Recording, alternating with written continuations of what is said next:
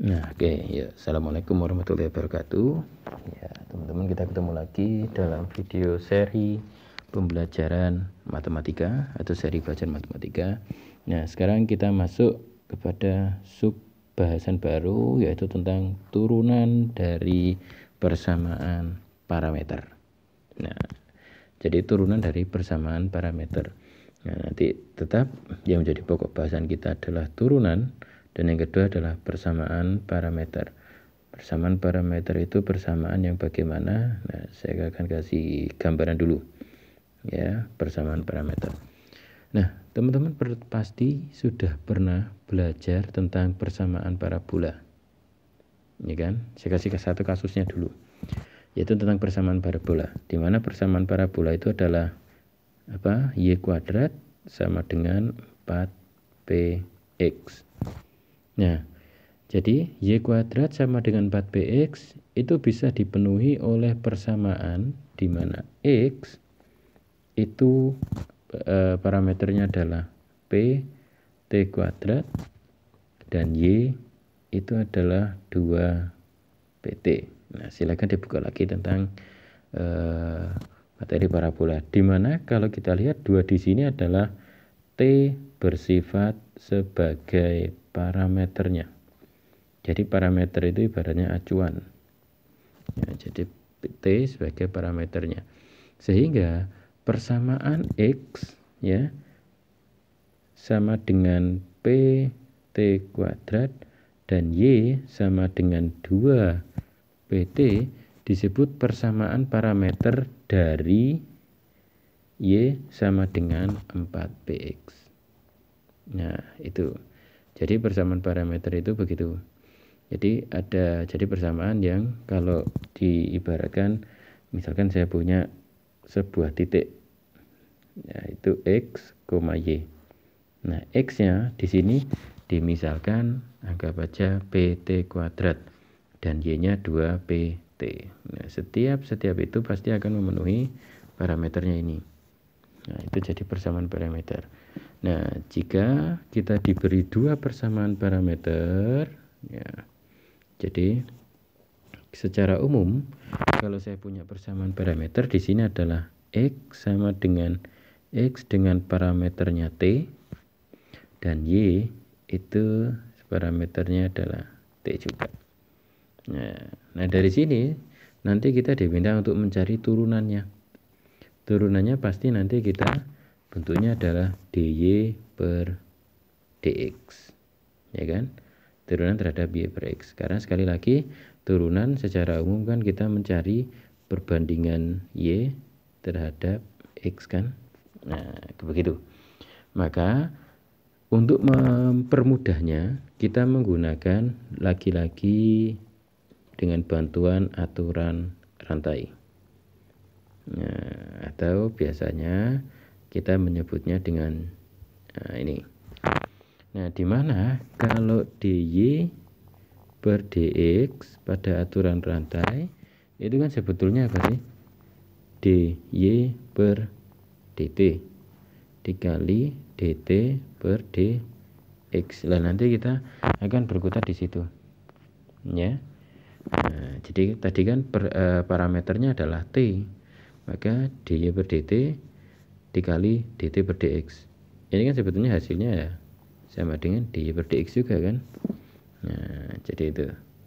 Oke, untuk memudahnya saya ambil satu contoh soal begini. Oke, jika diberikan kurva ya, jadi suatu kurva dan didefinisikan dengan persamaan parameter. Persamaan parameternya begini. Jika X itu adalah 4 akar T dan Y itu adalah 3T kuadrat dikurangi 5. Jadi parameternya T. Maka variabel bebasnya adalah T. Variabel terikatnya X dan Y. Jadi nilai X dan Y itu tergantung dengan T. Nah, jadi kalau saya gambarkan misalkan anggap aja misalkan di sini ini kurvanya ya, misalkan begitu. Nah, di sini adalah sembarang titik. Nah, titik itu kan X, Y itu. Ya, jadi kalau kurva X, Y. Nah, di sini diganti dengan persamaan parameter di mana X-nya itu adalah 4 akar T dan Y-nya 3T kuadrat dikurangi 5. Oke. Nah, sekarang penurunannya bagaimana? Ya, sekarang saya coba dulu. Yang X sama dengan 4 akar T. 4 akar T itu sama dengan 4T pangkat setengah kan? Nah, dari sini saya turunkan terhadap T. Ya, karena variabelnya sekali lagi tadi adalah variabel bebasnya adalah T. Maka dia menjadi apa? 4 dikali setengah T pangkat setengah dikurangi 1. Maka dia menjadi apa? 2T pangkat negatif setengah. Nah, kemudian yang Y. Yang Y itu adalah 3T kuadrat dikurangi 5. Maka di sini saya perolehnya adalah DY per DT. Nah, ini kita turunkan terhadap T. Maka dia menjadi berapa? 6T kan?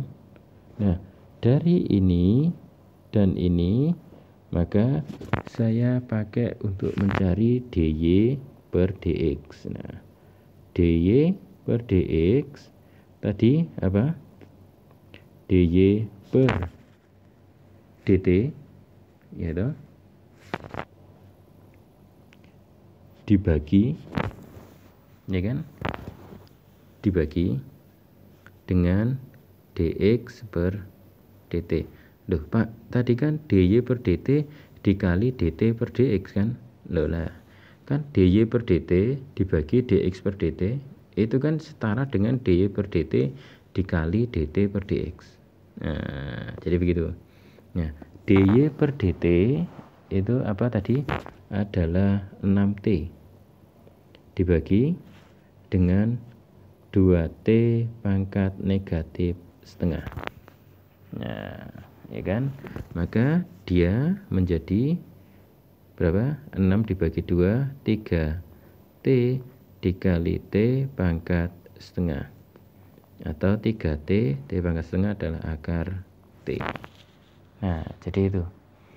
Nah, jadi dy per dx dari persamaan parameternya X sama dengan 4 akar T dan Y sama dengan 3T kuadrat dikurangi 5. dy per dx nya adalah 3T akar T. Nah, itu contoh pertama. Nah, sekarang saya pakai contoh yang kedua. Contoh yang kedua masih sama. Jadi misalkan ada kurva didefinisikan dengan persamaan parameter tadi, di mana persamaan parameternya untuk X itu adalah 1 ditambah 2 sinus T dan Y itu berapa? 4 ditambah kosinus T. Nah, dari sini kita diminta untuk mencari turunan pertamanya dx. Nah, oke ya teman-teman ya. Nah, sama dengan yang tadi, untuk variabel X, yaitu apa tadi? 1 ditambah 2 sin T. Nah, 1 ditambah 2 sin T, saya cari dulu dx diturunkan terhadap T. Maka 1 diturunkan terhadap T kan 0. 2 sin T turunannya adalah 2 kali cos T. Nah, itu yang pertama. Kemudian yang kedua, yaitu untuk Y. Y tadi adalah 4 ditambah cos T. Nah, ini saya turunkan terhadap T juga. Maka dy per dt. Ya kan? 4 penurunannya terhadap T adalah 0. Cos T adalah negatif sin T. Oke. Nah, sehingga kita diminta untuk mencari dy per dx. dy per dx dia tak lain adalah dy per dt dibagi, ya. Ini coba ini saya tulis yang lebih bagus. Nah, yaitu apa tadi? dy per dx. Nah, yaitu dy per dt dibagi dx per dt. Nah, dy per dt sendiri itu adalah negatif sin t dibagi 2 cos t. Nah, ini menjadi berapa? Negatif setengah sin t per cos t. Nah, sin t per cos t dia adalah tangen t. Nah, jadi ini.